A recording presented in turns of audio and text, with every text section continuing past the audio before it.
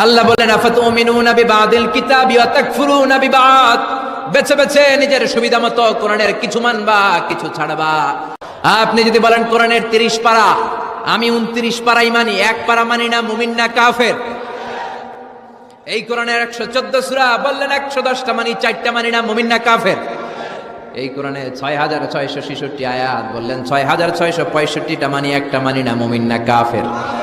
আল্লাহ বললেন আফাতুমিনুনা বিবাদিল কিতাবি ওয়া তাকফুরুনা বিবাদ, বেছে বেছে নিজের সুবিধা মতো কোরআনের কিছু মানবা কিছু ছাড়বা।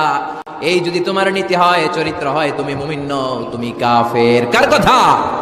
একদল আছে বেছে বেছে মানে, সহজ কথাগুলো মানে, নিজের জন্য যেটা স্যুট করে ওইটা মানে, নিজের দলের জন্য যেটা স্যুট করে ওইটা মানে, নিজের ব্যবসা প্রতিষ্ঠানের জন্য যেটা স্যুট করে ওইটা মানে, যেটাই নিজের বিরুদ্ধে চলে যায়, যেটাই নিজের বাপের বিরুদ্ধে যায়, নিজের দলের বিরুদ্ধে যায়, ওইটা মানতে চায় না। এরকম নামধারী মুসলমান আছে না নাই? একদল আছে নরম গুলা মানে, গরম গুলা মানে না, মিষ্টি খাওয়ার সুন্নত মানে, মায়ের খাওয়া যে সুন্নত মানে না, আছে না নাই?